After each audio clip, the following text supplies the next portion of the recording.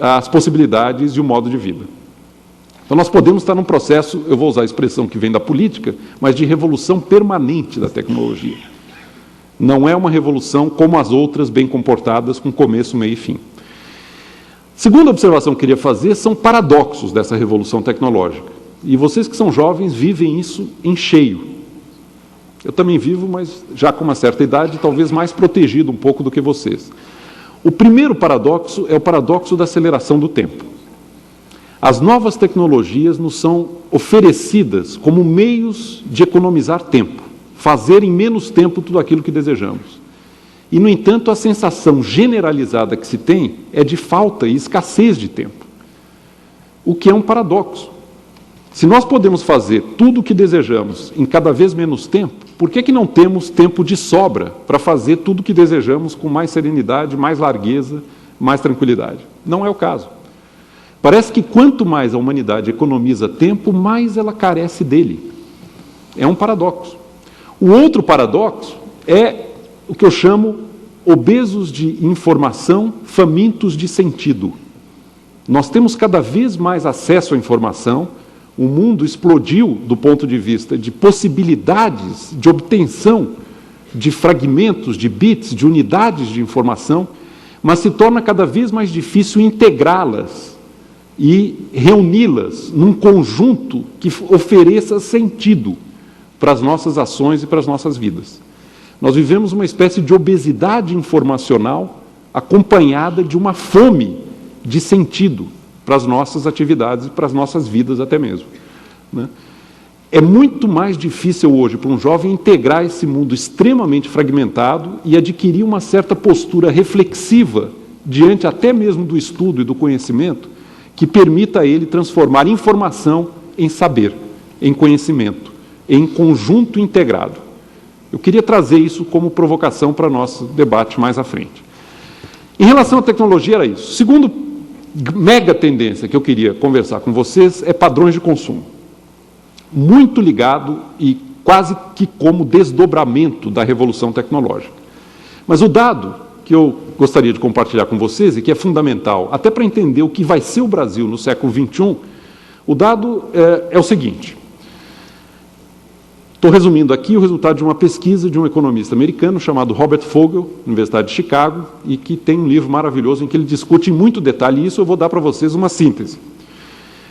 Se você pegar uma família representativa de um país rico, um país membro da OECD, países que são hoje países de alta renda, se você pegar uma família representativa de um país rico e levá-la para o início do século XX e observar o orçamento, ou seja, como essa família gasta a sua renda, você vai constatar que 3 itens de consumo absorviam 80% do orçamento da família. Apenas 3 itens de consumo pegavam o grosso do que a família usava a sua renda. Quais eram? Alimentação, vestuário e moradia. 3 itens de consumo, 80% da renda, 20% tudo mais. Agora você pega essa mesma família, uma família média representativa de um país rico, e transporte-a para o início do século XXI. Um século depois. Quanto do seu orçamento é consumido por alimentação, vestuário e moradia? 30%. Passou de 80% para 30%. O que entrou no lugar? Quais são os itens de consumo, de demanda, que praticamente ocuparam o espaço que lá atrás, no início do século XX, era dominado por esses itens que eu mencionei? 3 coisas. Comunicação não é uma delas, embora esteja, de certa maneira, embutida em várias. 3 coisas hoje pegam 2/3 praticamente desse consumo que aumentou. Educação, saúde e entretenimento. Entretenimento é uma indústria muito poderosa, uma economia das trocas simbólicas. Eu acho que a Lala vai falar muito sobre isso na sua apresentação. Uma economia da criatividade, do conhecimento. É lógico que essa criatividade está hoje também plasmada em vestuário, alimentação e moradia. Há muito conhecimento e criatividade embutido nesses bens tradicionais. Agora, por tudo que nós sabemos, à medida que uma sociedade prospera, à medida que aumenta a renda média da família, a renda real, o poder de compra, esses itens tradicionais vão perdendo espaço e serviços ligados à qualidade de vida, ao conhecimento, à saúde, às possibilidades de desfrute da vida, no entretenimento e da economia das trocas simbólicas, vão ocupando o lugar. Para usar o jargão horroroso dos economistas, a elasticidade renda de educação, saúde e entretenimento é muito alta. A cada unidade adicional de renda aumenta desproporcionalmente a demanda por educação, saúde e entretenimento. E cai desproporcionalmente a demanda por alimentação, vestuário e moradia. O que isso tem a dizer sobre o Brasil? Algo que eu considero muito importante e que vocês que estão no mundo profissional provavelmente vão viver diretamente. O Brasil ainda não passou por isso. A nova classe média brasileira, esses 30, 40 milhões de brasileiros que estavam privados do acesso a consumo e que, a partir da última década, dos últimos 20 anos, começam a ter o seu primeiro contato com as possibilidades de consumo, esse padrão da classe média brasileira, da família representativa brasileira de consumo, ainda está muito parecido com o que era o padrão de consumo das famílias de países ricos no início do século XX. Se você pegar os estudos sobre orçamento no Brasil feitos pelo IBGE, 63% da família brasileira representativa é absorvido por alimentação, vestuário e moradia.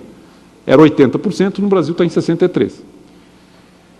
Vai mudar. À medida que o tempo for passando, as famílias brasileiras, se tudo correr dentro do que se imagina, vão passar a demandar proporcionalmente mais serviços, especialmente ligados à educação, saúde e entretenimento, e relativamente menos desses bens tradicionais que vão perdendo espaço. Com um possível retardamento, no caso brasileiro, dado o nosso déficit crônico e secular de moradia e de habitação digna, vai demorar um pouco mais de tempo no caso da moradia. Agora, tudo se encaminha para um aumento de um setor que está intrinsecamente ligado à economia criativa, porque é basicamente conhecimento, serviços educacionais e serviços médicos. Então, esse é um padrão de consumo de longo prazo, eu diria que é uma mega tendência com a qual é bom a gente ir se familiarizando, porque é por aí que as coisas devem correr. Meu último tópico, eu não sei quanto tempo eu tenho ainda, 5 minutos. Eu tenho um tópico vastíssimo e um tempo exíguo. É o paradoxo da aceleração do tempo, né? Aquela coisa de ter que reter Foz do Iguaçu num dedal, mas eu vou tentar. 2 grandes problemas com que a humanidade se depara, e nós, Brasil, somos parte dela, dessa humanidade. Temos a nossa especificidade, mas são problemas gerais. O modelo econômico dentro do qual nós vivemos, um modelo descentralizado, baseado nas trocas voluntárias, na livre iniciativa, na liberdade de escolha na hora de produzir, na hora de consumir, na hora de trocar o resultado do nosso trabalho, esse modelo é formidável, ele tem grandes méritos, ele trouxe à humanidade uma prosperidade que não tem precedentes nos anais da história econômica. No entanto, ele revela 2 limites que eu gostaria de, pelo menos, enunciar. Depois, também na medida do interesse de vocês, a gente explora e detalha e aprofunda. O primeiro deles é muito óbvio. O padrão de consumo do mundo desenvolvido não é transitivo. Se ele se espalhar e ele for reproduzido, como está ameaçando acontecer, em 2 a 3 bilhões de pessoas que são classe média emergente em escala planetária, esse modelo leva a um colapso gravíssimo do equilíbrio ambiental e ecológico do planeta. O aquecimento global é a dimensão mais visível disso e talvez a mais ameaçadora, mas realmente esse modelo de padrão de consumo criado a partir da primeira Revolução Industrial e que no século XX ficou restrito em grande medida a um conjunto pequeno de países. Nós estamos falando de 200, 300 milhões de pessoas e que agora, no século XXI, começa e já avança rapidamente a ganhar uma escala planetária. Nós estamos falando de 2 a 3 bilhões de pessoas ascendendo socialmente e tendo acesso a esse tipo de consumo, esse padrão de demanda